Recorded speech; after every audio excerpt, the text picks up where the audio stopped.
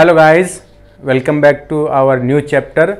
तो लास्ट में हमने जो एक सीरीज चालू किया था उसमें सारा एक्सरसाइज के वेरिएशंस के बारे में एक एक टॉपिक कवर किया। कितनी सारी एक्सरसाइज होती है, कौन सी एक्सरसाइज सबसे बेस्ट है, कैसे सेलेक्ट करना है, कैसे वर्कआउट प्लान करना है, इससे रिलेटेड एक्सरसाइज प्रोग्रामिंग के हमने 7 चैप्टर ख़त्म किए हैं।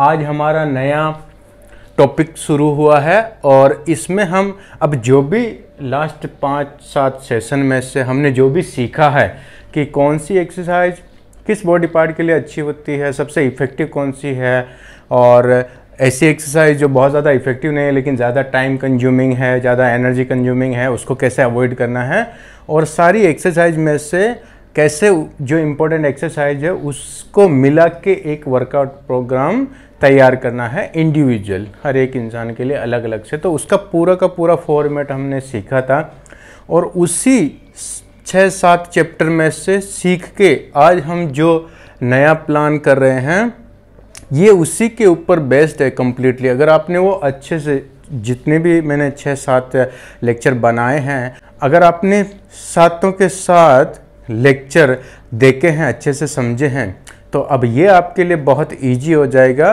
कि कैसे आप अपना खुद का वर्कआउट प्लान कर सकते हैं, चाहे आप बिगिनर हैं, चाहे इंटरमीडिएट हैं या एडवांस लेवल पे वर्कआउट करते हैं। तो आज का हमारा जो पहला चैप्टर है इसमें हम बिगिनर का वर्कआउट प्लान बनाएंगे। चार्ट कैसे बनाते हैं, अभी देखिए इतनी सारी एक्सरसाइज है लेकिन एक बिगिनर का एक वीक में कितनी बार ट्रेनिंग होना चाहिए, क्या क्या होना चाहिए उसमें, कौन सी एक्सरसाइज ऐड करना है, कार्डियो कितना होएगा, कितने मिनट का होएगा, ये सब हम इसमें आज सीखने वाले हैं। ओके, तो ये टॉपिक है अपना how to prepare workout plan for beginner. Okay, तो इसमें एक्सरसाइज में अलग अलग लेवल होता है, beginner, intermediate, advance level, super advance level. तो हम बिगिनर से स्टार्ट कर रहे हैं। बिगिनर का मतलब जिसने कभी भी एक्सरसाइज नहीं किया है, कोई भी फिजिकल एक्टिविटी या एरोबिक एक्सरसाइज, एनारोबिक एक्सरसाइज, एकदम सेडेंटरी लाइफस्टाइल वाला इंसान है लेकिन अभी उन्हें वर्कआउट स्टार्ट करना है जिम में जाके, तो या फिर कोई भी आप घर पे भी वर्कआउट कर रहे हैं, आउटडोर एक्टिविटी किधर भी कर रहे हैं। तो नॉर्मली क्या होता है, जब भी आप जिम में जाते हैं, आपने पहले कभी भी जिम में वर्कआउट नहीं किया है लेकिन आप जिम में जाते हैं और आपको पर्सनल ट्रेनर हायर नहीं करना है कोई भी रीजन से, तो जिम वाले आपको एक कार्ड बना के दे देंगे और सबके लिए रैंडम कार्ड बना के देते हैं वो लोग। जब तक आप पर्सनल ट्रेनिंग नहीं लेंगे तब तक आप पे वो पर्टिकुलर अटेंशन नहीं देंगे। और वो जो कार्ड बनता है वो सबके लिए ऑलमोस्ट सेम कार्ड बनाते हैं, चाहे बिगिनर रहे, चाहे एडवांस लेवल का रहे, चाहे मेल फीमेल, कोई भी एज रहेगा, कोई भी हेल्थ इश्यूज रहेगा, वो लोग इतना ध्यान नहीं देते हैं।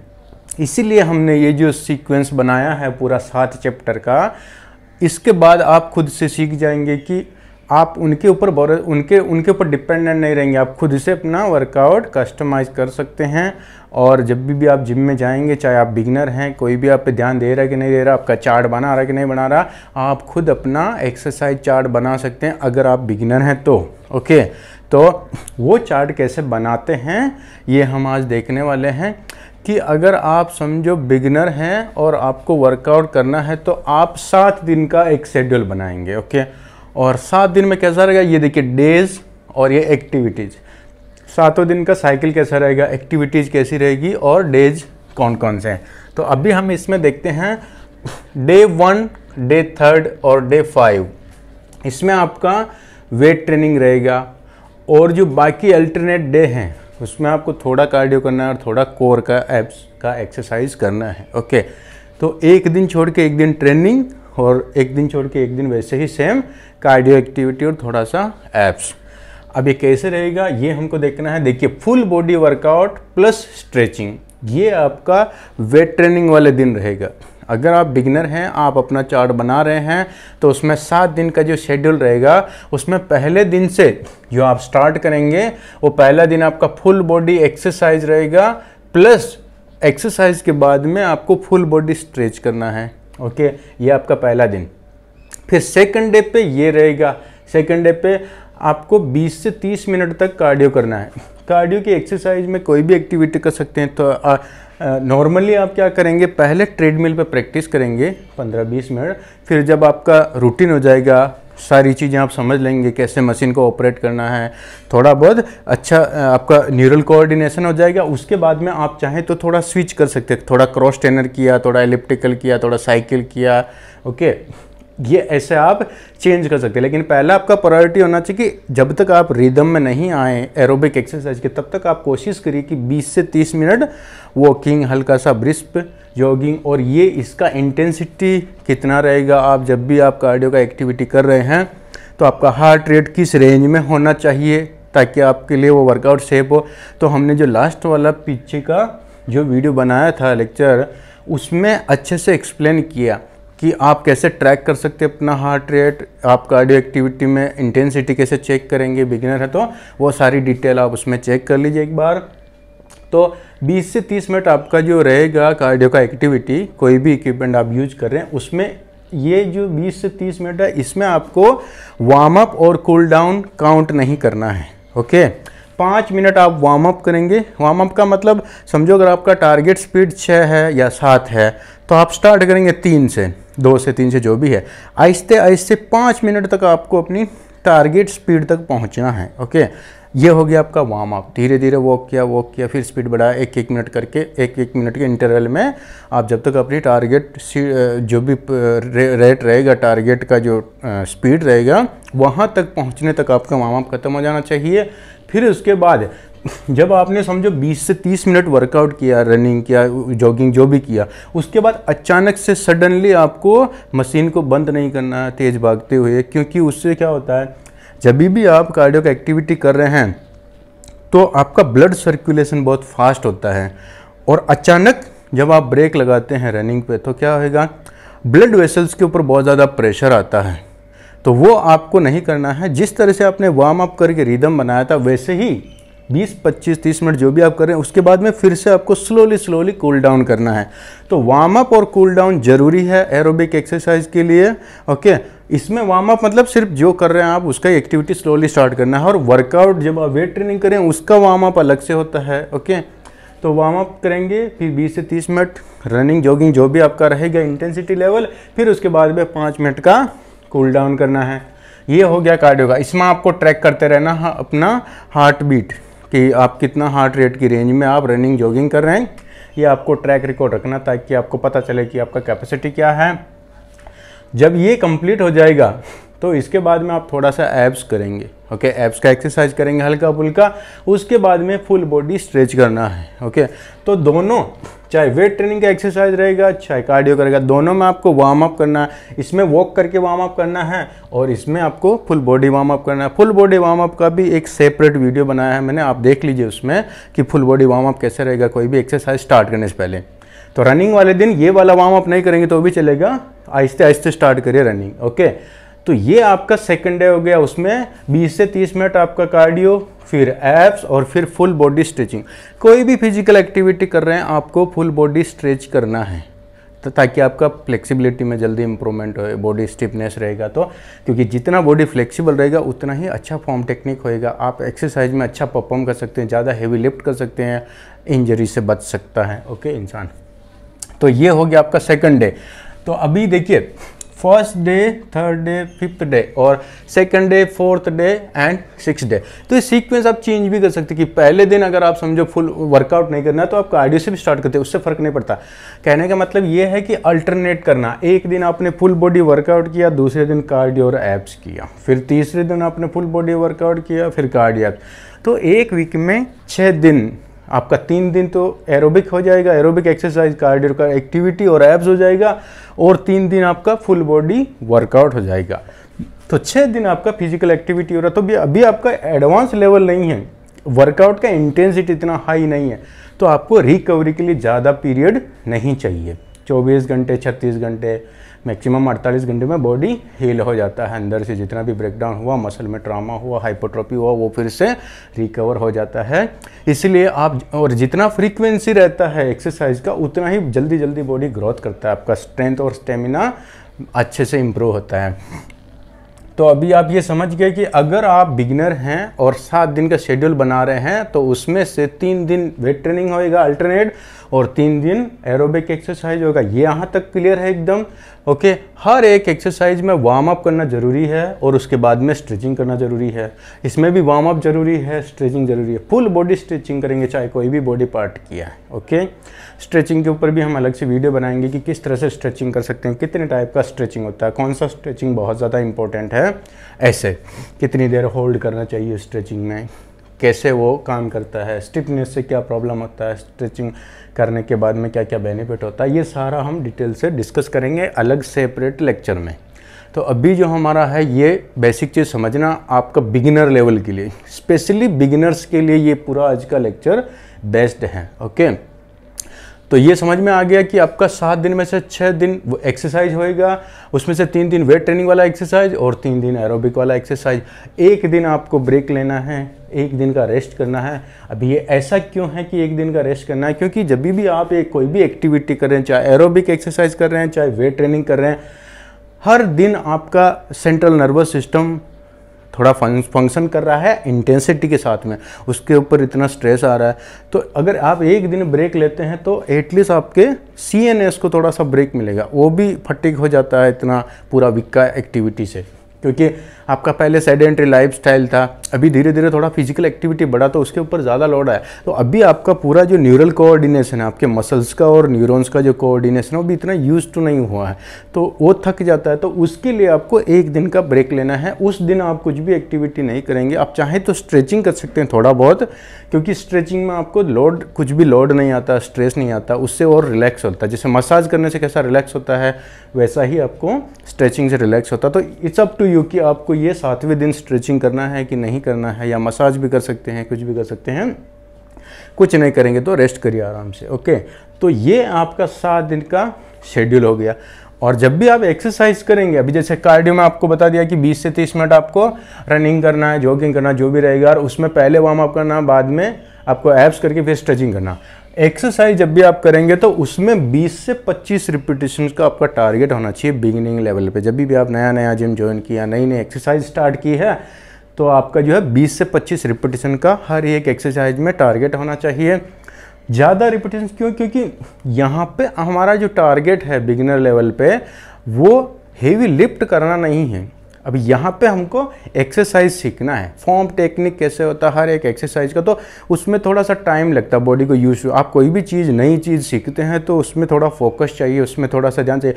अभी यहाँ पे अगर आप हेवी ट्रेनिंग, हेवी इंटेंसिटी ध्यान देंगे तो आपका ब्रीदिंग से ध्यान हट जाएगा, बैलेंस से ध्यान हट जाएगा, फॉर्म टेक्निक प्रॉपर समझेगा नहीं, क्योंकि 3-3, 4-4 चीज़ों पर आपको ध्यान देना पड़ता है जब भी आप सीख रहे हैं। तो इसलिए आप इस पे हाई इंटेंसिटी पे फोकस नहीं करेंगे, आप सिर्फ प्रैक्टिस करेंगे उस पर्टिकुलर एक्सरसाइज को करने का। और जितना चीज़ों को हम रिपीट करते हैं इनिशियली फेज पे, स्टार्टिंग फेज पे, जितना रिपीट करते हैं, जितना बारीकी से ध्यान देते हैं, उतना ही वो आगे जाके परफेक्शन में कन्वर्ट होता है।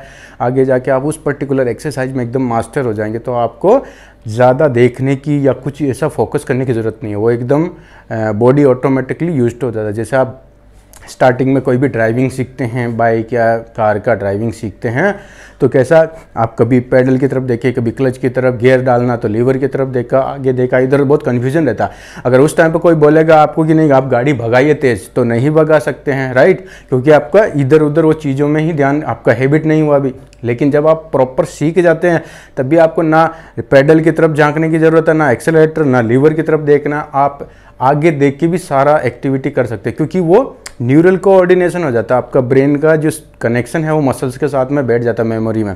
तो सेम ऐसा ही जब आप बिगिनर लेवल पे हैं तो आपको ज़्यादा रिपीटेशन मार के उस एक्सरसाइज को सीखना है। ये एकदम सिंपल सा कॉन्सेप्ट है। तो 20 से 25 रिपीटेशन रहेगा और 7 दिन में से 6 दिन वर्कआउट करना। यहाँ तक आपको एकदम क्लियर है कॉन्सेप्ट। अब आगे चलते हैं। अब आगे क्या है, ये जो एक्सरसाइज हैं अपर बॉडी, फुल बॉडी में जितनी भी एक्सरसाइजेज हैं ये मैंने लिस्टेड की है। ओके, जितनी भी एक्सरसाइज 20-30 एक्सरसाइज, अब ये सारी एक्सरसाइज हम बिगिनिंग लेवल पर नहीं कर सकते हैं। ओके, क्योंकि इसमें से बहुत सारे एडवांस लेवल की, इंटरमीडिएट की। तो जो मेन मसल्स होते हैं हमारी बॉडी के अंदर, जो डायरेक्टली इनडायरेक्टली पूरी बॉडी को कवर करते हैं, हम उन पे फोकस करेंगे, क्योंकि यहाँ पे हमारा टारगेट जो है वो लर्निंग का है। तो हम सारी एक्सरसाइज कवर नहीं करेंगे, क्योंकि कुछ ऐसी एक्सरसाइज होती है जो बहुत ही इफेक्टिव होती है और वो सारा बॉडी पार्ट कवर करती है। इसलिए हम जो इंपॉर्टेंट एक्सरसाइज है सिर्फ वही सेलेक्ट करेंगे, क्योंकि यहाँ पे आपकी पूरी बॉडी को कवर करना है। एक पर्टिकुलर पार्ट का ट्रेनिंग नहीं कर रहे हैं कि आप ज़्यादा से ज़्यादा वेरिएशंस ले लें, ऐसा नहीं। तो हमको क्या करना है, ये सारी एक्सरसाइज में से कुछ ऐसी एक्सरसाइज पिक करके अपना एक चार्ट बनाना है ताकि आप फुल बॉडी को कवर कर सके उसी एक पर्टिकुलर सेशन में। ओके गाइस, तो अभी इसमें हम चेक करते हैं कि कौन सा वाला सेलेक्ट करना। तो यहाँ पे देखो मैंने ये बनाया है बिगिनर्स चार्ट। यहाँ पे हमारा चार्ट बनेगा बिगिनिंग लेवल पे, और रिपीटेशन फिक्स हो गया 20 से 25। कितना सेट लेना चाहिए वो हम उसके सामने मेंशन करेंगे। तो सबसे पहले टॉप में कौन सा एक्सरसाइज होना चाहिए जिससे आप स्टार्ट करेंगे फुल बॉडी वर्कआउट में। जैसे आपने वार्म अप कर लिया, कंप्लीट हो गया वार्म अप, उसके बाद आप स्टार्ट करेंगे। तो देखो यहाँ पे ये लेग्स वाला है, फिर चेस्ट वाला है, फिर बैक वाला है। ये पुलिंग की एक्सरसाइजेज हैं, ये पुशिंग की एक्सरसाइजेज हैं, और ये लोअर बॉडी की एक्सरसाइजेज हैं। इनका सबका मिक्स करके हमको 10-15 एक्सरसाइज लेना है। इनमें से जितनी भी आप ले सकते हैं इंपॉर्टेंट एक्सरसाइज।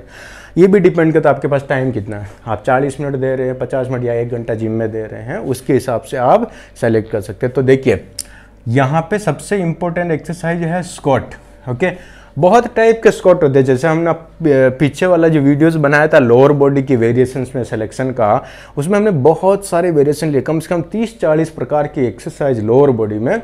लेकिन उनमें से कौन सी एक्सरसाइज सबसे ज़्यादा इंपॉर्टेंट है, रिस्क वर्सेस बेनिफिट का रेशियो का वो क्या है, तो ये देखना है कि जिसमें आप एनर्जी और टाइम डाल रहे हैं, एफर्ट डाल रहे हैं, उसका आउटपुट कितना आ रहा।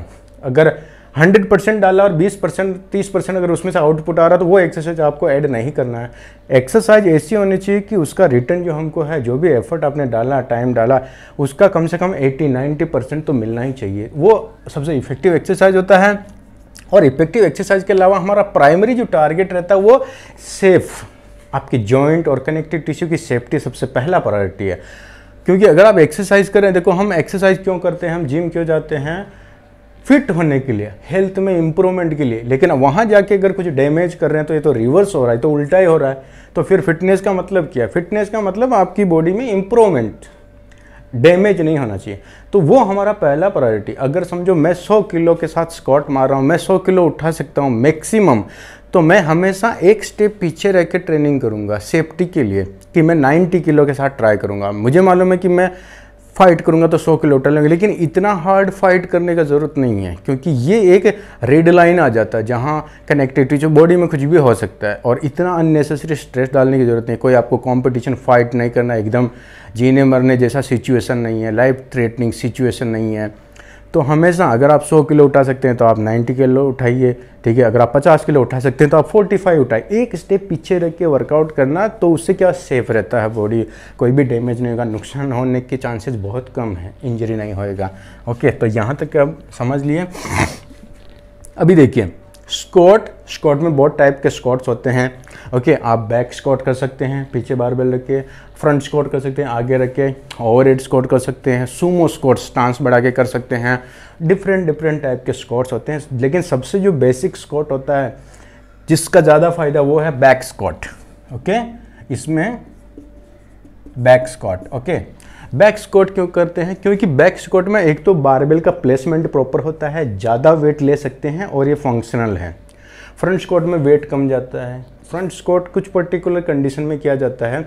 हमने स्क्वाट के ऊपर पूरा अलग से डिटेल में वीडियो बनाया, आप वो जाके देखेंगे तो आपको सारा कॉन्सेप्ट समझ जाएगा। इसलिए हम यहाँ शॉर्ट में एक्सप्लेन करते हैं कि स्क्वाट में आप अगर फ्रंट स्क्वाट लेंगे तो फ्रंट स्क्वाट कुछ पर्टिकुलर कंडीशन में, या तो कोई प्रेग्नेंट लेडी को प्रैक्टिस करना उसके लिए, या फिर स्पोर्ट्स स्पेसिफिक है, या किसी का बॉडी स्टिफ है तो उनको फ्रंट स्क्वाट। अदरवाइज हमेशा बैक स्क्वाट प्रिफर करेंगे बारबेल के साथ में। Okay, unsupported. तो एक एक्सरसाइज सबसे इंपॉर्टेंट वो है स्क्वाट। इनमें से हमको पिक करना स्क्वाट। तो जब आप स्क्वाट एक्सरसाइज पिक करते हैं तो आपका ग्लूटियल ग्रुप जो है पीछे वाला ग्लूट्स ये कवर होता है, आपका क्वाड्रिसेप थाइज आगे वाला थाइज कवर होता है, हैमस्ट्रिंग पीछे वाला थाइज कवर होता है। तो लेग्स का ये पूरा जो बड़ा बड़ा मसल्स है वो इसमें कवर हो जाता है। आगे lunges, step up, leg press, leg extend. देखो ये सपोर्टेड एक्सरसाइज है, यूजलेस है, ये भी सपोर्टेड एक्सरसाइज है, काम का नहीं है। ओके, सॉरी यहाँ पे मैंने 2 बार मेंशन कर दिया, माय मिस्टेक। ओके, तो ये लेग एक्सटेंशन हो गया, लेग प्रेस दोनों नहीं करना है बिगिनिंग लेवल पे। स्टेप अप और लंजेज अभी ये देखिए, यहाँ पे स्क्वाट कर रहे हैं, यहाँ पे आपका ग्लूट्स काम करता है, लेकिन ग्लूट्स के अंदर जो 3 मसल होते हैं, पूरा जो ग्लूट्स का जो ग्रुप है मसल का, वो 3 बड़े मसल्स का है। उसमें से स्क्वाट में एक बड़ा मसल काम करता है, लेकिन उसके छोटे नीचे जो डीप मसल्स हैं जो स्टेबल करते हैं बॉडी को, एक पैर उठाने के बाद जो स्टेबिलिटी होता है उसके लिए, तो वो एक्टिवेट होता है लंजेज या स्टेप अप में। लंजेज में पार्शियली होता है, ओके, और इसमें फुल होता है।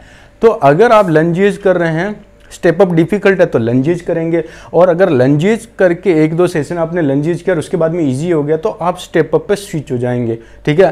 तो दूसरा एक्सरसाइज जो होगा आपका क्या होगा, वो ये वाला स्टेप अप। तो ये हो गया अपना पहला एक्सरसाइज, ये हो गया दूसरा स्टेप अप, क्योंकि ये सबसे इंपॉर्टेंट है स्क्वाट के बाद में। तो हमने लेग्स में अभी तक कितना 2 एक्सरसाइज पिक कर लिया, राइट, ओके। अभी आगे जाते leg press cancel, leg extension cancel, नहीं करने का है। आगे हिप थ्रस्ट, ये फैंसी वर्कआउट है, ओके, इसमें रेंज कॉम्प्रोमाइज होता है, फंक्शनल नहीं है, वेट प्लेसमेंट का लोकेशन प्रॉपर नहीं है, आप हिप जॉइंट के ऊपर ज़्यादा वेट नहीं लग सकते, ये फैंसी वर्कआउट है, इसको स्किप करना है, ओके, क्योंकि इसमें जो मसल काम कर रहा है वो बहुत अच्छे से स्क्वाट और स्टेप अप या लंजेज में करता है, राइट। काफ की आपको ज़्यादा ज़रूरत नहीं है, क्योंकि बिगिनिंग लेवल पे जब भी आप कार्डियो का एक्टिविटी करेंगे तो ऑलरेडी आपके मूवमेंट में काफ्स का एक्सरसाइज हो रहा है, अलग से टाइम देने की ज़रूरत नहीं, क्योंकि अभी हमको सारा इसको श्रिंक करना है, इसको ना शॉर्ट करना है, क्योंकि पूरा बॉडी कवर करना है, एक बॉडी पार्ट वर्कआउट नहीं करे, बिगिनिंग लेवल पे फुल बॉडी कवर कर रहे हैं। तो जो एक्सरसाइज इनडायरेक्टली कहीं ना कहीं इन्वॉल्व हो रहा है उसको हमको सेपरेट नहीं लेना है, ओके, इजी। तो काफ नहीं करना। लेग कर्ल, ये सबसे इंपॉर्टेंट एक्सरसाइज होता है लेग्स का, one of the most important, क्योंकि आगे वाला जो थाई है आपका, आगे का थाई है जिसमें 4 बड़े मसल हैं, उनको ट्रेन करने के लिए इतने सारे एक्सरसाइज है, लेकिन जो पीछे का थाई है, लोअर थाई हैमस्ट्रिंग का, वो भी इतने ही बड़े 4 मसल का ग्रुप है, लेकिन उनके लिए सिर्फ एक ही एक्सरसाइज है। आप यही एक तरीका है जिससे आप लेग कर्ल को प्रॉपरली ट्रेन कर सकते हैं। बहुत सारे फैंसी वर्कआउट मिलेंगे आपको इसके, लेकिन प्रॉपर टारगेट नहीं होगा ये मसल। सिर्फ एक ही एक लेग कर्ल एक्सरसाइज है जिससे आप हैमस्ट्रिंग को ट्रेन कर सकते हैं। इसलिए आपका आगे का थाई और पीछे का थाई का डेवलपमेंट प्रॉपर होना चाहिए, ओके। इसलिए ये एक्सरसाइज बहुत इंपॉर्टेंट है, क्योंकि ज़्यादातर लोग क्या करते हैं, लेग्स में सारे वेरिएशंस ले लेंगे, इतने जितने भी आपको दिख रहे हैं ना, squat, lunge, step up, leg press, hip thrust, leg extension वगैरह वगैरह सब ले लेंगे। जब लास्ट में थक जाएंगे, उनका 80% एनर्जी ड्रेन हो जाएगा, तब वो जाके लास्ट में लेग कर्ल का 2-3 सेट मारते हैं। इसलिए उनका ज़्यादातर देखेंगे आप लेग्स का शेप, तो आगे वाला थाइज तो रहेगा ऐसा, देखिए आगे वाला थाइज ऐसा रहेगा, उभरा हुआ एकदम वेल डेवलप्ड मसल्स, लेकिन पीछे आप देखेंगे तो एकदम फ्लैट रहेगा, ओके, ऐसा फ्लैट दिखेगा पीछे। क्यों? क्योंकि वो लोग पीछे की थाई जो है, ये जो हैमस्ट्रिंग वाले मसल्स है, इस पे ज़्यादा फोकस नहीं कर पाते। जब आपका 80-90% एनर्जी ऑलरेडी आगे वाले मसल्स को ट्रेन करने के इतने सारे वेरिएशंस में ऑलरेडी थक चुका है, सारा एनर्जी खत्म हो चुका है, तो अब यहाँ पे परफॉर्मेंस नहीं होगा लेग कर्ल में। इसीलिए लेग कर्ल के ज़्यादा सेट मारेंगे और अल्टरनेट करेंगे। जब भी आप लेग से स्टार्ट करें एक्सरसाइज, एक बार आपने स्क्वाट से चालू किया तो एक बार आप क्या करेंगे, लेग कर्ल से, ओके, ये आपको ध्यान में रखना। इसीलिए लेग कर्ल एक्सरसाइज बहुत इंपॉर्टेंट है। तो ये हो गया अपना तीसरा इंपॉर्टेंट एक्सरसाइज। टो रेजेज, ये वर्कआउट नहीं करना, एडवांस लेवल का। ये टो रेजेज मतलब आपका जो सीन बोन है उसके ऊपर जो मसल है उसको ट्रेन करने के लिए होता है। ये स्पोर्ट्स स्पेसिफिक है थोड़ा, जो ज़्यादा रनिंग करने वाले हैं उनके लिए ये ठीक है। तो अभी ये आपको बिगिनिंग लेवल पर ऐड नहीं करना है, क्योंकि जब आप रनिंग करते हैं तो उसमें ये मसल को ऑलरेडी ट्रेनिंग होता है, राइट। तो ये अपना लेग्स हो गया। लेग्स के अंदर हमने 3 मसल पिक किया है। तो अभी यहाँ पे हम मेंशन करते हैं, लिखेंगे कौन कौन सा। सबसे पहला है squat, okay, back squats, okay, back squat. तो ये अपना हो गया बिगिनिंग लेवल का पहला एक्सरसाइज, बैक स्क्वाट, ओके। दूसरा कौन सा लिया था, लंजेज या स्टेप अप, ओके, लंजेज या स्टेप अप, राइट, ओके। तो कितना हो गया, 2 एक्सरसाइज हो गया। ये हो गया, अभी तक हमारा लेग्स का चल रहा है। तीसरा एक्सरसाइज हमने कौन सा पिक किया था, लेग कर्ल, राइट। तीसरा हो गया अपना लेग कर्ल, राइट। तो 3 एक्सरसाइज हमने पिक किए हैं इसमें से, ओके। और अब देखिए यहाँ पे ये जो बैक का एक्सरसाइज है, मैंने चेस्ट पहले मेंशन कर दिया, बैक बाद में किया, लेकिन बैक वाली एक्सरसाइज में जो ज़्यादातर लोग बैक एक्सटेंशन या डेड लिफ्ट, ओके, आपने देखा रहेगा यहाँ पे मैंने श्रक्स रियर डेल्टॉइड, ओके, यहाँ पे मैंने मेंशन नहीं किया है, तो मैं इसको यहाँ मेंशन करता हूँ। ओके, ये जो लेग्स की वर्कआउट जितनी भी है, ये लेग एक्सटेंशन मैंने डबल लिखा था, यहाँ पे मैं एक एक्सरसाइज लिखता हूँ डेड लिफ्ट या बैक एक्सटेंशन। ओके, ये पांचवा, यहाँ पे back extension oblique dead lift. Okay, तो अभी देखिए ये लेग्स के अंदर बैक का एक्सरसाइज करना है, क्योंकि ये ज़्यादातर लोग बैक में करते हैं, लेकिन एक्चुअल में इसका जो फंक्शन है और इसमें जो मसल्स इन्वॉल्व हो रहे हैं वो सारे मसल्स स्क्वाट में होते हैं।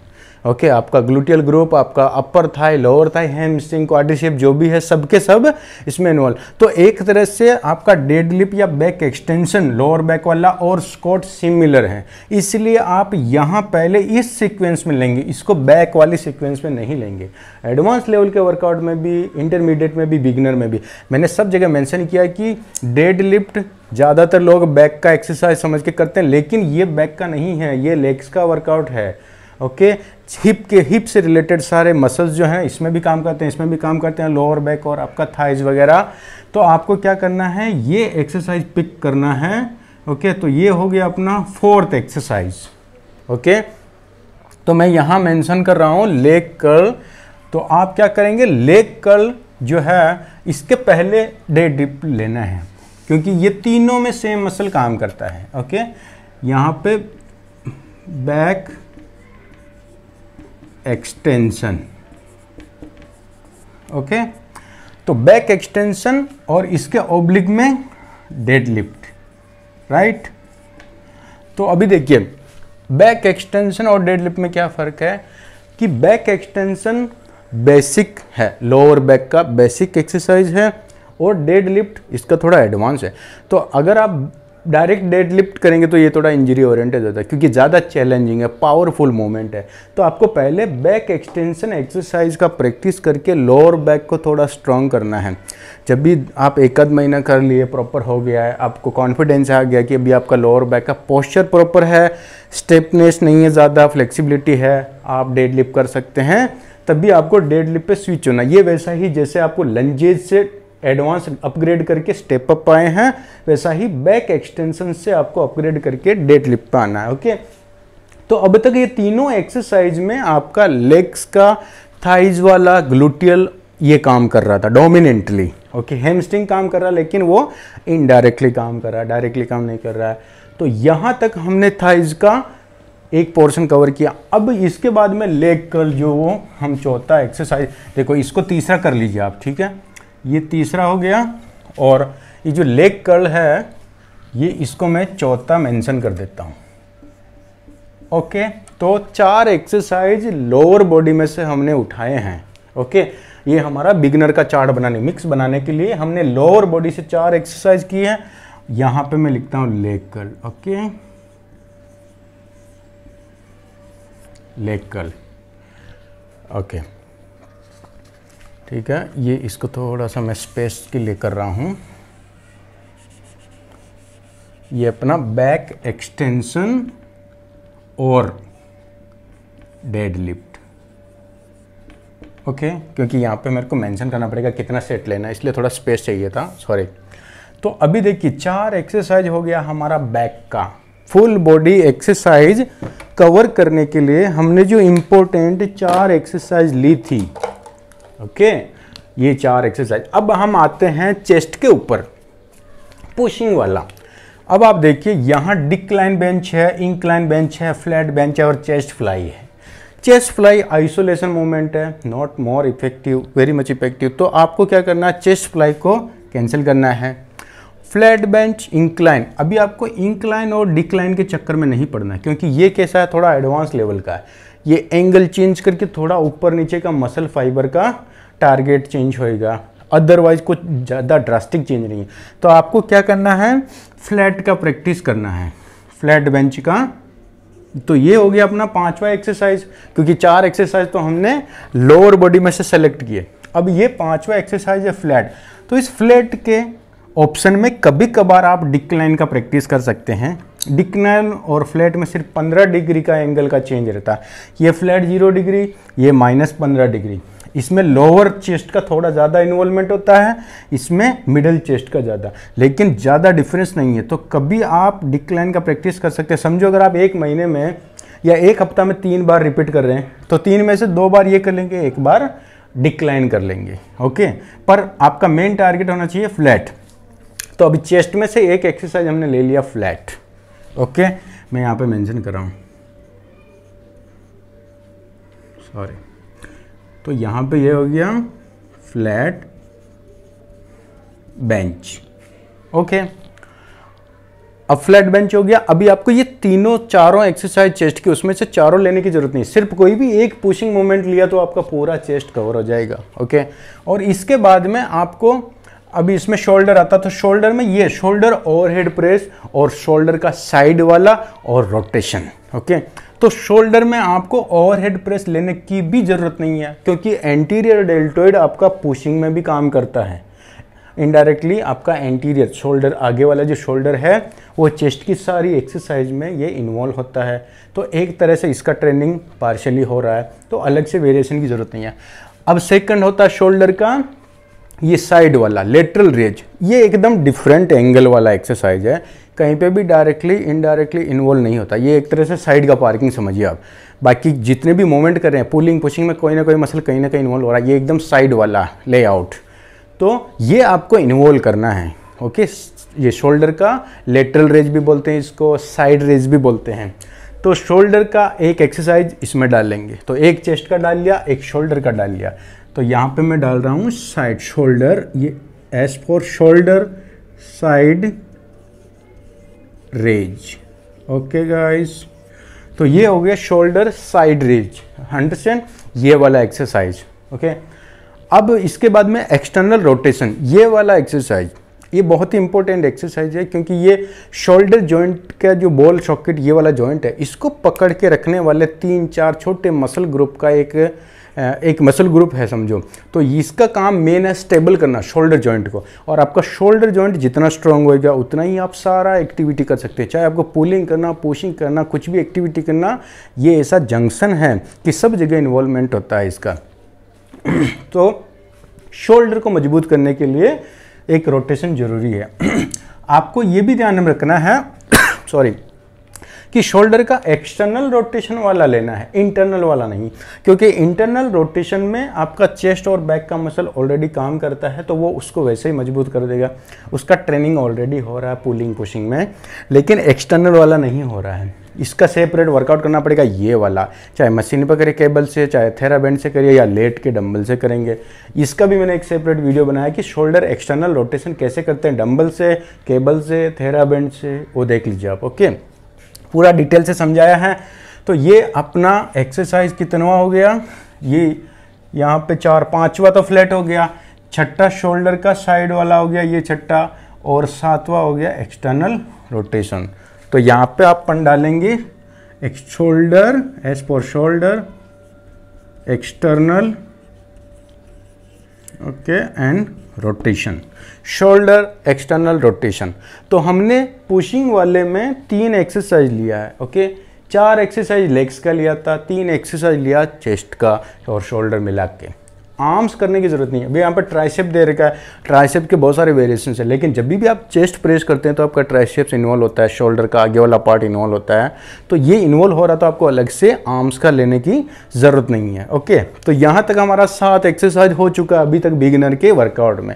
आप समझ रहे हैं कि हम इतने सारे कचरे में से कौन सा इफेक्टिव एक्सरसाइज ले रहे हैं, और इससे आपका पूरा बॉडी कवर हो रहा, ताकि आप जब भी आज एक्सरसाइज किया, कल कार्डियो किया, फिर परसों फिर से आप फुल करेंगे, तो इस तरह से पूरा बॉडी के सारे मसल्स का ट्रेनिंग हो जाएगा। और इतना फ्रीक्वेंटली हर 2 दिन में हो रहा है, तो उससे जल्दी जल्दी स्ट्रेंथ बढ़ेगा, जल्दी जल्दी आपका फॉर्म टेक्निक में इंप्रूवमेंट होगा, जल्दी सीखेंगे। अगर आप हफ्ता में एक ही बार कोई एक एक्सरसाइज करें बिगनिंग लेवल पे, तो इतना जल्दी प्रैक्टिस नहीं होएगा। इसको ज़्यादा प्रैक्टिस चाहिए लर्निंग स्टेज पे। ओके, तो ये हो गया अपना ये। अभी इसके बाद में ट्राइसेप को छोड़ना, आर्म्स नहीं करना है। ओके, सीटेड रो, ये सॉरी साइड लेटरल रेज हो गया। और अब ये देखिए, अब इसमें पुलअप्स, तो पुलअप्स नहीं करना क्योंकि बिगिनिंग लेवल पर पुलअप्स नहीं होता। ये बहुत ही डिफिकल्ट एक्सरसाइज है पुलअप्स करना, इसके लिए बहुत टाइम जाता है। आपका बैक का मसल स्ट्रॉन्ग होना चाहिए, पुलिंग वाला लैटिसिमस डोर्सी। तो इसको स्ट्रॉन्ग करने के लिए एक मशीन है, सबसे अच्छी मशीन, वो है लेट पुल डाउन। तो आप लेट पुल डाउन एक्सरसाइज करेंगे। लेट पुल डाउन के अलावा एक बेंट और रो, जो बॉडी को बेंड करके पुल करते हैं, वो भी बहुत इफेक्टिव एक्सरसाइज है, लेकिन ये थोड़ा डिफिकल्ट है, इसमें फॉर्म टेक्निक में ज़्यादा फोकस की ज़रूरत है। तो ये सेकेंडरी हो गया आपका, लेकिन ये फर्स्ट आपका प्रायोरिटी होना चाहिए। ओके, तो ये हो गया अपना 8वां एक्सरसाइज। आपको लेट पुल डाउन पे प्रैक्टिस करना था कि बैक मजबूत होएगा तो फिर आप आगे जाके पुलअप्स कर पाएंगे और बाद में बेंट ओवर कर पाएंगे, इसका प्रैक्टिस होगा। तो आपको क्या लेना, एक लेट पुल डाउन का एक्सरसाइज ऐड करना है। ओके, यहाँ पर मैं लिखता हूँ लेट, सॉरी अभी कलर चेंज कर दें, थोड़ा कन्फ्यूजन हो जाएगा नहीं तो ये कलर के हिसाब से आप पहचानेंगे कि पुलिंग वाला था कि पुशिंग वाला था, राइट। तो यहाँ पे मैं डालता हूँ लेट पुल डाउन।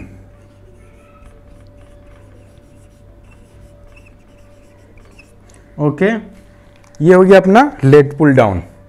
तो लेट पुल डाउन में आपका बैक का पुलिंग वाला कवर हो जाएगा, ये वाला। ओके, ये अपना 8वां एक्सरसाइज हो गया है। इसके बाद बेंट ओवर आपको नहीं करना है क्योंकि ये और ये ऑलमोस्ट सेम है।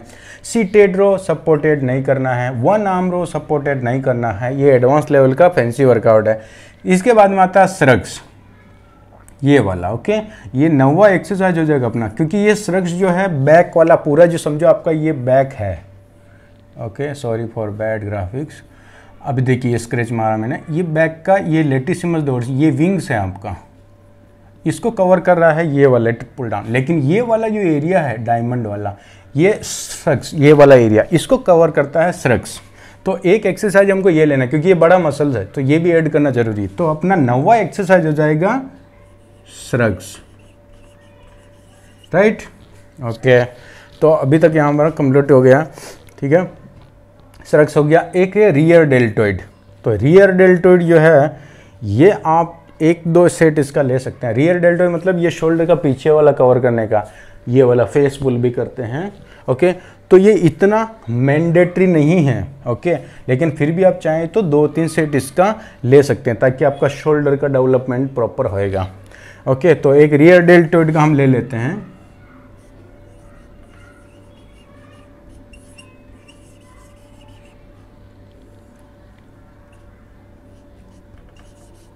ओके, ये हो गया रियर डेल्टोइड। अब इसके बाद में आता बाइसेप कर्ल। तो आर्म्स हमको लेना है क्योंकि बाइसेप्स का जितना भी कर्लिंग मूवमेंट है वो सब आपका पुलिंग वाले में आता है। तो बाइसेप कर्ल को कैंसिल कर देते हैं, प्रीचर कर्ल को कैंसिल कर लेते हैं, रिवर्स कर्ल को। ये आर्म्स की एक्सरसाइज है तीनों। तो आर्म्स करने की जरूरत, किसी भी पुलिंग और पुशिंग में आपको आर्म्स का अलग से वर्कआउट करने की जरूरत नहीं है, क्योंकि आर्म्स का इन्वॉल्वमेंट बड़े मसल को जब आप टारगेट करते हैं, आपका पुशिंग वाला बड़ा मसल चेस्ट, पुलिंग वाला बैक, इसमें आर्म्स का अच्छे से ट्रेनिंग हो जाता है। ओके, आपको अलग से इसको पंप करने की ज़रूरत नहीं है। तो अभी देखिए आप, ये बैक वाला हो गया, ये अपना लेग्स वाला हो गया, चेस्ट वाला हो गया, बैक वाला। तो हमने पूरी बॉडी की जितने भी एक्सरसाइज है इंपॉर्टेंट, उसमें से भी जो मोस्ट इंपॉर्टेंट है, जो आपकी पूरी बॉडी को कवर करता है, वो हमने लिया है इधर। तो कितनी हो गई? 10 एक्सरसाइज। आप सोचिए 10 एक्सरसाइज में आप पूरी बॉडी को अच्छे से ट्रेन कर सकते हैं, बहुत ही अच्छा डेवलपमेंट होएगा। ये ऐसी एक्सरसाइज है जिससे आपका पूरा बॉडी एस्थेटिकली डेवलप होएगा। ऐसा नहीं कि एक पार्ट बहुत ज़्यादा पंप हो रहा है, क्योंकि हमने एक्सरसाइज को बैलेंस किया है।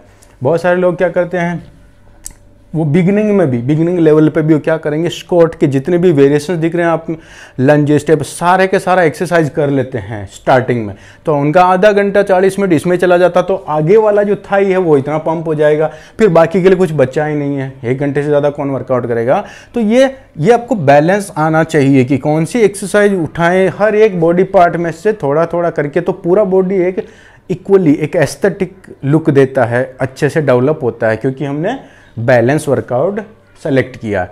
तो अब ये देखिए अपना एक बिगिनिंग लेवल का चार्ट कैसे तैयार हुआ है। एकदम सिंपल है, कोई भी बना सकता है, लेकिन ये तभी समझ में आएगा जब आप इसके पीछे वाले जो 4-5 लेक्चर हमने बनाए हैं एक्सरसाइज सिलेक्शन के, कौन सी एक्सरसाइज अच्छी है, कौन सी इफ़ेक्टिव है, वो सब उससे रिलेटेड हर एक चीज़ डिटेल में समझाइए। वो जितने भी 7 सीरीज की जो 7 चैप्टर हैं, 7 पार्ट हैं, वो देखने के बाद आप ये बना पाएंगे तो आज हमने क्या सीखा है कि ये सारी एक्सरसाइज, इतनी दुनिया भर की एक्सरसाइज में से कौन कौन सी इफेक्टिव एक्सरसाइज को चूज करके आप बिगिनिंग लेवल का एक चार्ट तैयार कर सकते हैं। अब ये सारी एक्सरसाइज में आपको रिपीटेशन कितना लेना है, 20 से 25, लेकिन सेट कितने होने चाहिए ये आपको इधर फोकस करने की ज़रूरत है।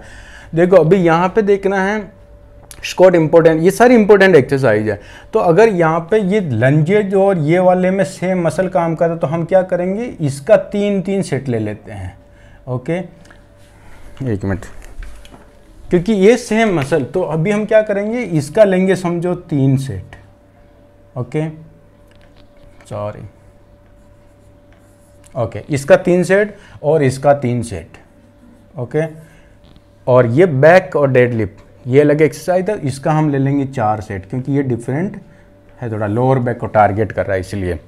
लेग कर्ल ये वेरी वेरी इंपॉर्टेंट, ये तो सबसे इंपॉर्टेंट एक्सरसाइज है, one of my favourite exercise है। ये तीनों में सेम मसल ग्रुप काम कर रहा है, लेकिन ये जो लेग कर्ल है इसमें आपका थाइज, लोअर थाइज अच्छे से ट्रेन हो रहा है। तो ये मैं बोलूँगा कम से कम आप इसका 6 सेट लेंगे। मैं इसका 10 से 15 सेट करता हूँ, लेकिन आपको कम से कम बता रहा हूँ आपको 6 सेट लेना, तभी जाके ये तीनों में जितना एफर्ट डाला आगे वाली थाइज के लिए उतना ही एफर्ट पीछे वाली थाइज में लगेगा। तो इक्वल डेवलपमेंट के लिए इनके तीनों के कंपेरिजन, इन तीनों के बराबर ये होना चाहिए, क्योंकि इसके और वेरिएशंस नहीं है, राइट। तो अभी आप देखिए, ओके लेग कर्ल का 6 सेट हो जाएगा, और बैक डेडलिफ्ट का, बैक एक्सटेंशन का 4 सेट, और ये दोनों का, क्योंकि दोनों सिमिलर है इसलिए एक सेट कम किया है। ओके, अब फ्लैट बेंच, तो फ्लैट बेंच का आपको 5 सेट करना है। कितना, 5 सेट। सॉरी मैं कलर चेंज कर देता हूँ यहाँ पे। तो आपको इसका फ्लैट बेंच का 5 सेट करना है। 5 सेट क्यों करना है आप सोचिए, इसका 5 सेट क्यों करना है, क्योंकि बेंच चेस्ट प्रेस का हमने एक ही वेरिएशन लिया है, क्योंकि डिक्लाइन और फ्लैट सिमिलर है, ये एडवांस लेवल का इंक्लाइन, तो एक ही लिया, तो एटलीस्ट वो 4-5 सेट उसका होना चाहिए, क्योंकि ज़्यादा वेरिएशंस नहीं है, इसलिए आपको इसका 5 सेट करना है।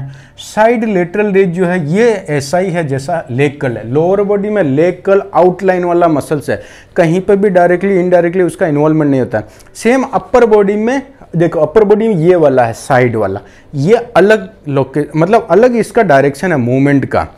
तो जितनी भी हम पुलिंग एक्सरसाइज करते हैं, पुशिंग वाले एक्सरसाइज करते हैं, हमारे सारे मसल डायरेक्टली इनडायरेक्टली काम करते हैं, लेकिन ये साइड वाला नहीं करता। सेम ऐसा ही लेग्स के अंदर भी होता है कि लेग कर्ल जो है साइड वाला हो गया, बाकी सारा इन्वॉल्वमेंट होता है। तो यहाँ ये साइड वाले को करने के लिए हम ज़्यादा सेट लेंगे, और ये एक्सरसाइज थोड़ा सा इस फॉर्म टेक्निक में बहुत ज़्यादा टाइम जाता है। सबसे डिफ़िकल्ट, इतनी सारी एक्सरसाइज में सबसे डिफ़िकल्ट ये वाला है, क्योंकि इसमें 99% लोग मिस्टेक करते हैं। आप किसी का भी एक्सरसाइज उठा के आप मेरे को वीडियो लिंक भेजिए, मैं बता दूंगा क्या मिस्टेक है, क्योंकि ये इतना डिफिकल्ट है। डिफिकल्ट नहीं बोल सकते, एकदम ईजी है, लेकिन एक बार समझ में आना चाहिए कि इसका प्रॉपर एंगल क्या होना चाहिए। ओके, तो ये साइड लेटरल रेज जो है इसका हम कम से कम 6 सेट लेंगे। ज़्यादा आप 8 कर सकते हैं, लेकिन कम से कम आपको 6 सेट लेना है। ओके, फिर इसके बाद में शोल्डर एक्सटर्नल रोटेशन, इसका आप 3 सेट लेंगे। ओके, ये छोटी मसल वाली एक्सरसाइज है, तो इसका 3 सेट लेंगे। ओके, अब हम आ जाते हैं बैक वाली एक्सरसाइज पे। तो बैक वाली एक्सरसाइज में क्या है, लेट पुल डाउन। ये एक ही बड़ा मसल, जैसा यहाँ पे चेस्ट के लिए एक वेरिएशन लिया, वैसे हम बैक में भी एक ही सिंगल वेरिएशन लिया। तो इसका आप करेंगे 6 सेट, 5 से 6 रहता है, लेकिन आप 6 सेट पकड़ के चलिए, रिजल्ट भी तो बेस्ट चाहिए ना आपको। इसके बाद में श्रग्स करेंगे, इसका 5 सेट। ओके, फिर है रियल डेल्टोइड, इसका आप 3 सेट लेंगे तो भी चलेगा, क्योंकि ये इनडायरेक्टली इन्वॉल्व हो रहा है पुलिंग में। Sorry for that. Okay right, तो अभी आप देखिए ये एक्सरसाइज आपका प्रॉपर एकदम चार्ट बन गया है। ओके, बैक स्क्वाट में 3 सेट, लंजेज या स्टेप अप में 3 सेट, बैक एक्सटेंशन या डेडलिफ्ट में 4 सेट, लेग कर्ल में 6 सेट, फ्लैट बेंच में 5 सेट, साइड ये वाला 6 सेट, एक्सटर्नल रोटेशन ये वाला 3 set, lat pull down 6 set, shrugs 5 set, और रियर डेल्टोइड फेस पुल इसका 3 सेट। ये सब करके ये 1 घंटे में आप आराम से ख़त्म कर सकते हैं। ओके, अब इसमें से कन्फ्यूज़न रहेगा, कुछ भी आप मेरे को बताइए कहीं पे भी गड़बड़ है, कुछ लग रहा। अभी जो मैंने सेट डिसाइड किया, जैसे जहाँ पे 5 डाला 6 डाला, तो ज़रूरी नहीं है कि एकदम रोबोटिक कि आपको इतना है तो इतना ही करना है। आप अपना भी शेड्यूल देखिए कि समझो अगर आप आज वर्कआउट के लिए जा रहे हैं, आपके पास 1 घंटे की बजाय 50 ही मिनट है, तो आप चाहें तो एक एक इसमें से एक एक सेट कम कर सकते हैं। कभी आपका मूड अच्छा वर्कआउट का, पूरा एनर्जेटिक लग रहा है, ज़्यादा टाइम है, वीकेंड है, तो आप इसका एक एक सेट बढ़ा भी सकते हैं। तो ऐसा एकदम रोबोटिक थॉट नहीं रखना है, आप खुद अपना इसमें थोड़ा सा फ्लक्चुएट कर सकते हैं, थोड़ा एडजस्ट कर सकते हैं अपने शेड्यूल के हिसाब से, अपना मूड और स्ट्रेंथ एनर्जी के हिसाब से। तो इसमें ये एक बेसिक है, इसमें 1-2 ऊपर नीचे भी होगा तो चलेगा, कोई प्रॉब्लम नहीं है उसमें। तो अभी देखिए ये इसमें आपको कोई भी कन्फ्यूजन रहेगा, एकदम ईजी वे में स्टेप बाय स्टेप मैंने एक्सप्लेन किया है कि अगर आप बिगिनिंग लेवल पे हैं या फिर आप एडवांस लेवल का वर्कआउट कर रहे हैं, काफ़ी टाइम से वर्कआउट कर रहे हैं, लेकिन आपकी फैमिली में कोई मेंबर है जिन्होंने कभी वर्कआउट नहीं किया, जिन्होंने अभी इनिशियली स्टार्ट किया या वो स्टार्ट करना चाहते हैं, तो आप उनकी हेल्प कर सकते हैं ऐसे वर्कआउट चार्ट बना के। और एकदम कोई भी इसमें रॉकेट साइंस नहीं है, आपने हर चीज़ ईजी वे में देखी है, समझी है। ओके, तो ये अपना हो गया वर्कआउट से रिलेटेड। ओके, अभी देखो कार्डियो में कैसा रहेगा वो मैंने आपको यहाँ पे ऑलरेडी एक्सप्लेन कर दिया कि इतने मिनट भागना है, इतना ये करना है, हार्ट रेट चेक करना है, हार्ट रेट ट्रैक करना बहुत ज़रूरी है, क्योंकि कभी कभी ऐसा होता है कि आप भाग रहे हैं लेकिन आपका स्टेमिना इतना अच्छा नहीं है और भागते भागते कभी कोलैप्स हो गए, गिर गए, चक्कर आ रहे, फेंटिंग, ऐसा डिजीनेस फील हो रहा है। वो सब क्यों होता है? क्योंकि हम अपनी कैपेसिटी से ज़्यादा इंटेंसिटी पर रनिंग करने लगते हैं। अगर आप अपना हार्ट रेट चेक करते रहेंगे टाइम टू टाइम, रनिंग करते टाइम, उस जोन में, समझ रहे हैं, उस जोन में आप भाग रहे हैं जो आपके लिए है इंटेंसिटी लेवल, तो आपको कभी कोई तकलीफ नहीं होगा। ट्रेडमिल पे रनिंग स्टार्ट करने से पहले पानी पी लीजिए, शू लेस टाइट कर लीजिए, क्योंकि बाद में ये डिस्टर्बेंस होता है बहुत। आप भाग रहे हैं, बीच में शू लेस खुल गया और बीच में आपको पानी पीना है, तो उससे क्या डिस्टर्बेंस होता है कि रिदम टूट जाता है। तो आपको क्या करना है, प्रॉपर तैयार होके एकदम पसीना वसीना पूछ के, टॉवेल बाजू में रखें या टिश्यू पेपर जो भी रहेगा, और पानी वानी पी लिया, सिप मार लिया, शू लेस को टाइट कर लिया, डबल चेक कर लिया, मशीन को चेक कर लिया, सेफ्टी पिन जरूर लगाएं। वो ट्रेडमिल रनिंग जब करते हैं तो आगे एक सेफ्टी इमरजेंसी पिन आता है, इमरजेंसी स्टॉप का एक लीड आता है, तो उससे क्या कभी भागते भागते कुछ हुआ, गिर गए, कुछ भी हो गया, तो वो ट्रेडमिल ऑटोमेटिकली बंद हो जाएगा, जैसे वो पुल हुआ, इमरजेंसी बटन होता है। तो उसका हमेशा ध्यान में रखिए जब तक आप अच्छे प्रैक्टिस में नहीं आ जाएँ, रिदम में नहीं आ जाएँ। तो सेफ्टी का सबसे पहले ध्यान रखेंगे, और जो भी एक्सरसाइज मैंने बताई है एकदम ब्लाइंडली फॉलो नहीं करना है, अपना भी ब्रेन यूज करना है। और एक चीज़ जो स्पेशली ध्यान में रखना है कि जो स्पेशल पॉपुलेशन है, कुछ ऐसे लोग वर्कआउट करते हैं जिसमें जैसे सीनियर सिटीजन हो गया, प्रेग्नेंट लेडी हो गई, कोई हेल्थ इशू रिलेटेड हो गया, या फिर कोई किड्स छोटे बच्चे वर्कआउट करते, तो उनके लिए स्पेसिफिक प्रॉपर हेल्थ प्रोवाइडर या उनको गाइडेंस की ज़रूरत है। ये सिर्फ ये वीडियोस देख के ऐसा नहीं करेंगे कि आप ब्लाइंडली फॉलो कर रहे हैं सारे इंस्ट्रक्शंस। उनके लिए अगर कुछ भी प्रॉब्लम होता है तो हम जिम्मेदार नहीं हैं, क्योंकि हम सिर्फ इन्फॉर्मेशन प्रोवाइड करा रहे हैं यहाँ पे, लेकिन उनकी सेफ्टी के लिए आपको प्रॉपर एक कोच रखिए। ओके, ये बहुत ज़रूरी है, क्योंकि उनका अलग कंडीशन होता है नॉर्मल पॉपुलेशन से, इसलिए जो भी स्पेशल पॉपुलेशन के क्राइटेरिया में आता है उनके लिए प्रॉपर गाइडेंस की ज़रूरत है, या तो कोच की ज़रूरत है, या कोई ना कोई होना चाहिए, उनकी देख रेख में ट्रेनिंग होना चाहिए। ओके, या फिर वर्कआउट जो भी आप स्टार्ट करते हैं, अगर आपको कोई हेल्थ इशू है, कुछ भी है, तो आप अपने फिजिशियन से पहले कंफर्म करिए, और उसके बाद ही आप, जब तक वो आपको परमिशन नहीं दे, आप कोई भी फिजिकल एक्टिविटी चालू नहीं करेंगे। ओके, तो ये सिर्फ इन्फॉर्मेशन के पर्पज़ से था। आप कुछ भी चेंज करते अपनी लाइफस्टाइल में या मेडिसिन कुछ भी, तो आप पहले अपने फिजिशियन से या जो भी सर्विस प्रोवाइडर है आपका पर्सनल, उसकी परमिशन के बाद ही चेंज करेंगे। ओके गाइस, तो ये हमारा बिगनिंग लेवल का हो गया है। अभी नेक्स्ट जो हमारा चैप्टर आएगा उसमें हम इंटरमीडिएट लेवल का वर्कआउट प्लान कैसे करते हैं उस पर हम डिटेल से डिस्कस करेंगे। कि समझो अगर आपने ये वाला 1 महीना 2 महीना फॉलो किया है, बहुत अच्छे से वर्कआउट हो रहा है, सारी चीज़ें सीख लिया, अभी आपका इंटेंसिटी हमको बढ़ाना है थोड़ा, क्योंकि ये आपके लिए नॉर्मल हो गया है, तो उसमें क्या होगा, ज़्यादा इंटेंसिटी बढ़ाते तो ज़्यादा रिकवरी का ज़रूरत पड़ता है, ज़्यादा टाइम पीरियड चाहिए रिकवरी के लिए, तो फिर हम इसको स्प्लिट कर देंगे, अपर बॉडी और लोअर बॉडी में डिवाइड कर देंगे। तो ये जो आपका फ्रीक्वेंसी 3 दिन का ट्रेनिंग और 3 दिन का कार्डियो, इसकी जगह वो चेंज हो जाएगा। 2 बार हो जाएगा। मतलब आपने एक बार अपर बॉडी किया, फिर लोअर बॉडी और कार्डियो किया, फिर से अपर बॉडी किया, लोअर बॉडी किया, कार्डियो किया, फिर 1 दिन का रेस्ट। ऐसा करके थोड़ा लेवल बढ़ेगा। इस तरह से 2-3 लेवल होते हैं इसमें। ये बिगिनिंग लेवल हो गया, फिर इसके बाद में इंटरमीडिएट लेवल, फिर इसके बाद में advance level, super advance level. तो हम ऐसे धीरे धीरे सीखेंगे कि हर एक लेवल के जो वर्कआउट चार्ट बनता है, जो ट्रेनर लोग, कोच, जितने भी वो लोग आपको जो वर्कआउट प्लान करके देते हैं इंडिविजुअली, वो लोग कैसे सोचते हैं, उनका क्या कॉन्सेप्ट रहता है, किस तरह से वो कैलकुलेशन बिठाते हैं आपका वर्कआउट चार्ट बन गया। यही एकदम सिंपल है, यही सारी चीज़ें वो लोग करते हैं। अगर यही आपको मालूम रहेगा तो आप खुद क्रॉस चेक कर सकते हैं। अगर आपका कोई भी कोच, ट्रेनर आपको वर्कआउट प्लान देता है तो आप उनसे क्वेश्चन कर सकते हैं कि ये एक्सरसाइज जो आपने दी है, यही क्यों दी है, ये क्यों नहीं दी है, ये इफेक्टिव है कि नहीं है। तो अगर आपको सारा इन्फॉर्मेशन मालूम रहेगा तो आप उनसे पूछ सकते हैं और आप उसमें और भी ज़्यादा करेक्शन कर सकते हैं। तो इतना बेसिक इन्फॉर्मेशन हर एक इंसान को होना चाहिए जो भी एक्सरसाइज कर रहा है। सिर्फ कोच के भरोसे या जिम में जो भी इंस्ट्रक्टर रहता है उनके भरोसे ब्लाइंडली पट्टी बांध के आंखों पे और फॉलो नहीं करेंगे। हर चीज़ में क्रॉस क्वेश्चन करेंगे तो आपको पता चलेगा आपका जो सोर्स ऑफ इन्फॉर्मेशन है वो करेक्ट है कि नहीं है। तो यह सारी चीज़ें आपको ध्यान में रखना है। ओके, तो आप रेडी रहिए नेक्स्ट चैप्टर के लिए, जिसमें हम इंटरमीडिएट लेवल का ये सारा शेड्यूल बना के उस पर डिटेल से डिस्कस करेंगे। Okay guys, thank you so much.